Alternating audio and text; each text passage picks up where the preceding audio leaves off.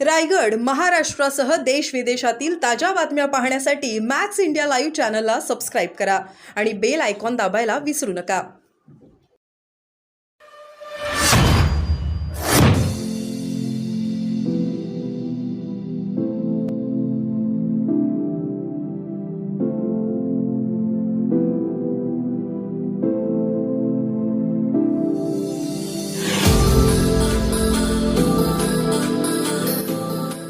राज्याचं बनलंय, असं केंद्राचं सरकार बनलंय, ते मोदी आणि जे चाललंय ते आपल्याकरता बिलकुल योग्य नाही. दिशा चुकीची चाललेली आहे. तुम्हाला लोकशाही धोक्यात आहे हे लक्षात ठेवलं पाहिजे. आणि हे लक्षात ठेवलं पाहिजे की राज्यघटना तुमच्या आमच्याकरता फार महत्वाची आहे. आपली राज्यघटना तयार झाली ती सहज नाही. भारतरत्न डॉक्टर बाबासाहेब आंबेडकरांनी राज्यघटनेला एक चांगलं स्वरूप दिलं त्यांच्या नेतृत्वाखाली. पण राज्यघटना सुरू जे तत्वज्ञान आहे समतेचं, ते संत ज्ञानेश्वरांनी दिलेलं तत्वज्ञान आहे. समता वर्तावी, अहंता खंडावी.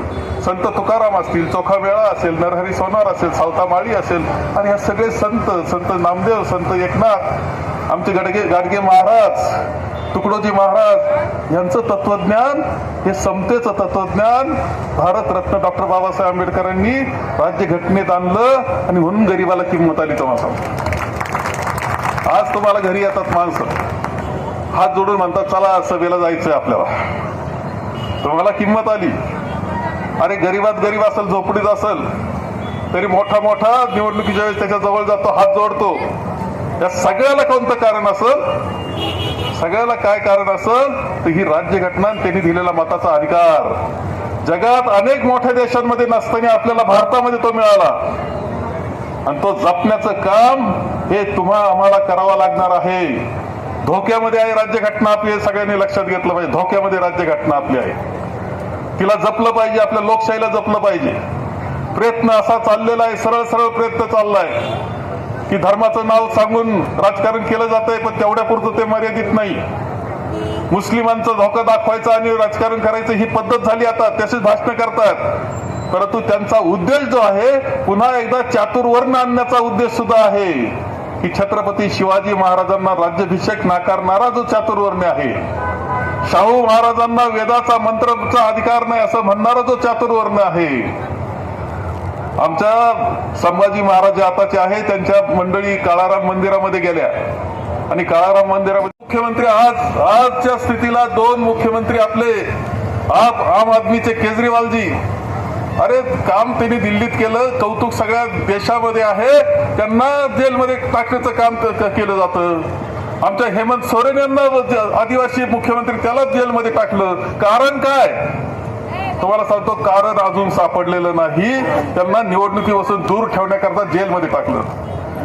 आपण पाहतो ईडीचा वापर, आयटीचा वापर लोकांना इतका त्रास देण्याकरता. भ्रष्टाचाऱ्यांना त्रास देतोय म्हणे आम्ही, पण भ्रष्टाचारी भाजपमध्ये गेले किंवा त्यांच्या बरोबर गेले तर धुवून स्वच्छ होतात. हे वॉशिंग मशीन हे भाजपचं निर्माण झालं आपल्याला दिसतं. आपण पाहिलं की महाराष्ट्रामध्ये काय होतं, 70,000 कोटी रुपयाचा घोटाळा केला म्हणे राष्ट्रवादीनं. 70,000 कोटीचा घोटाळा केला. अजित पवारांनी 70,000 कोटीचा घोटाळा केला असं म्हणले. दुसऱ्या दिवशी अजित पवार तिकडे गेले, धुवून स्वच्छ झाले. वॉशिंग मशीन मध्ये आपण कपडे घालतो, आपले कपडे घालतो स्वच्छ करण्याकरता. अख्ख्या जगाची घाण सध्या भाजप धुतोय अशी स्थिती आपल्या सगळ्यांना दिसते. आणि तिकडे गेल्यावर मात्र व्यवस्थित स्वच्छते होतात. हे चित्र सरकार बनलं, गद्दारी करून सरकार बनलं, शिवसेना फोडली. आणि एकच गोष्ट त्याच्यामध्ये दिसते की 50 खोके एकदम ओके. अरे आमच्या बैलांवर सुद्धा पोळ्याला लोकांनी लिहिलं 50 खोके एकदम ओके. काय रे तुमचं 50 खोक्याचा अर्थ सगळ्यांनाच कळतो कधी मला माहित नाही. पीटी खोके माहिती सगळ्यांना. मुलगी ती तर त्याला सांगितलं तुम्हाला वेद म्हणता येणार नाही, वेद म्हणता येणार नाही, तो तुम्हाला अधिकार नाही म्हणून सांगितलं. हे जे आहे ना पहिलं चातुर्वर्ण मनुस्मृती, ती पुन्हा आणण्याचा प्रयत्न करणं हा सगळा चाललेला आपल्या सगळ्यांना दिसतोय. आपलं वारकरी विठ्ठल नगर आहे रे, अरे आपला वारकरी संप्रदाय, हा वारकरी संप्रदाय तत्वज्ञान सांगतो, ते मानवतेचं सांगतो, सगळ्यांना बरोबर घेऊन जाण्याचं सांगतो.